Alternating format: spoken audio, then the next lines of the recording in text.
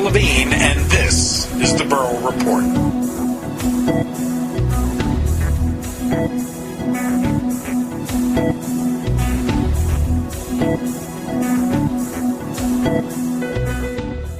Reg Kelly, the director of the California Institute for Quantitative Biosciences, or QB3, thinks even though the Obama administration's stimulus package promises to direct billions of dollars into research, it is critical to change the way universities engage with the private sector to achieve the full benefit of such public investment in basic research. At a recent conference held by BayBio, the Northern California Biotechnology Industry Association, Kelly spoke about some of the efforts underway at QB3 to interact differently with industry in the hopes of speeding the translation of discoveries to products that can benefit both patients and the economy. Following his keynote address at the conference, we spoke to Kelly about the changing role of the university, why technology transfer alone is inadequate for delivering university discoveries to the public, and the need to create incentives to drive academics to focus on work that benefits the public good. Reg, thanks for joining us today. My pleasure. So, one of the things you talked about this morning was the effects of the stimulus package on research in general, but specifically in the Bay Area here. What do you see happening with the stimulus package and how that's going to affect what you do? That's why I'm hesitating. It's not quite so clear. I mean, all that the stimulus package has done so far is reduce the productivity of scientists enormously because everyone is writing about 2 or 3 grants, and then it's going to reduce the productivity because everyone's going to have to review all those grants that everyone has written. So we're actually seeing a drop-off in productivity. Now, if the money actually starts to come in, this is a big boost, right? So, for example, if we expect 200 million to come into UCSF, that brings in about 50 million in overhead costs, indirect costs, which will help take care of the loss of money we're getting from the state of California.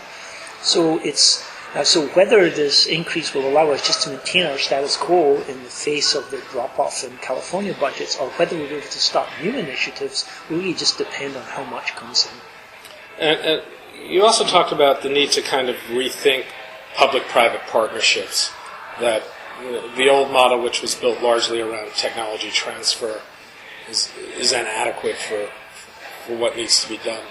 Why is the old model not working, and how do you see it evolving?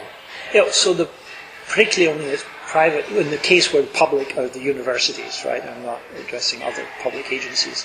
The trouble is the universities, you get what you reward, and universities reward their faculty for publishing papers, right? And also for teaching a little bit.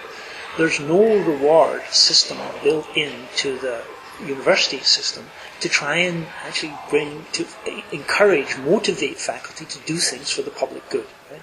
So here, even though we have these huge crises and problems all over the world, which the universities could help solve, there's not really any strong motivation things to them. And so to overcome that, right, one, you've got to motivate faculty to want to do good for the world, and to realize that the only way to do that is to work with the private sector. Most people don't think beyond the private sector. Say, faculty, I went into academics, I don't want to sully my hands by working with the companies.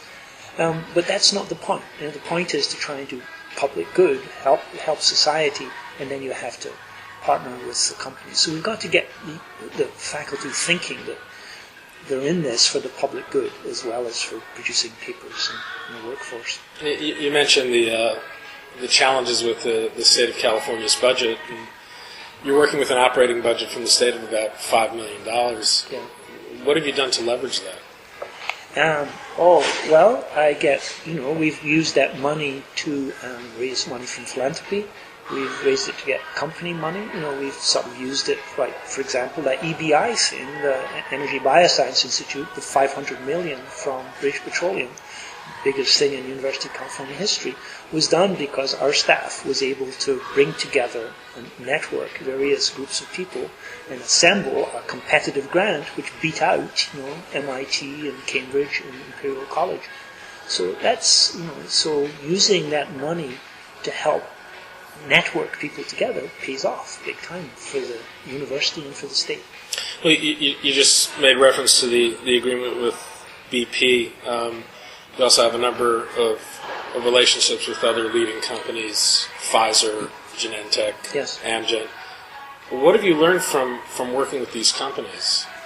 What I learned when I took the job and went around went to the headquarters of the major companies, is to realize that most companies felt that giving money to universities was almost just another form of philanthropy, that they really got very, very little back from it, and it wasn't really an important part of their vision of the future to work with the universities. And that seemed to us both a mistake, a lost opportunity. And so what was necessary to take advantage of the incredible ferment of creativity that goes on in the universities is to find a better way of communicating, to find out what the problems were in interacting between industry and the universities and to try to solve them. And what did you find?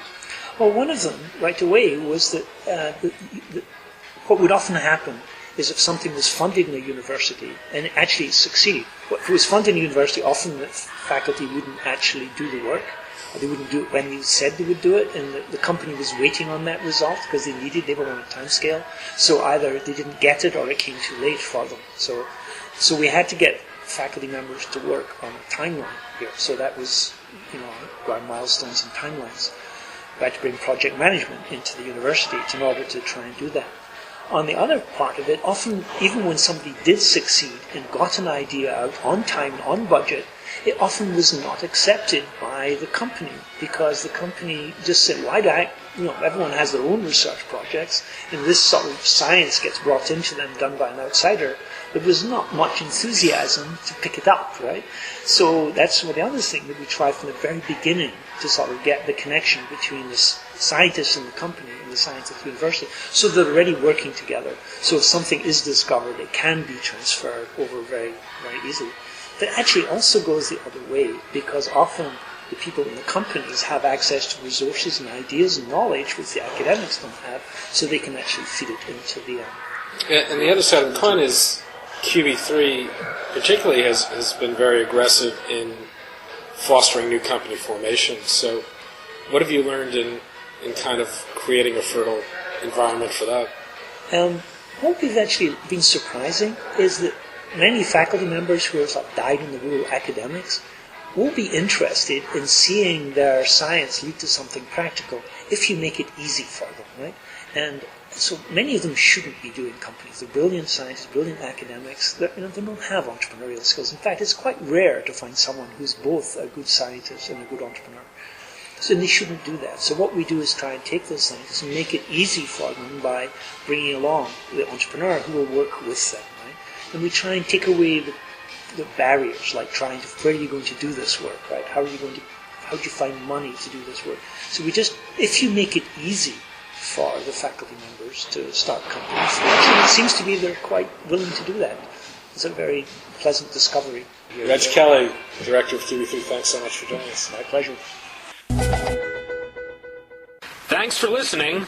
To order a copy of Biotech 2009 Life Sciences, Navigating the Sea Change, Burl & Company's 23rd Annual Report on the Life Sciences, go to burlandco.com. That's BURRILLANDCO.com. And be sure to join us at burlreport.com for daily coverage of the life sciences industry, and sign up for our free e-newsletter, the Burl Weekly Brief, by hitting the sign-in link at the top of our website.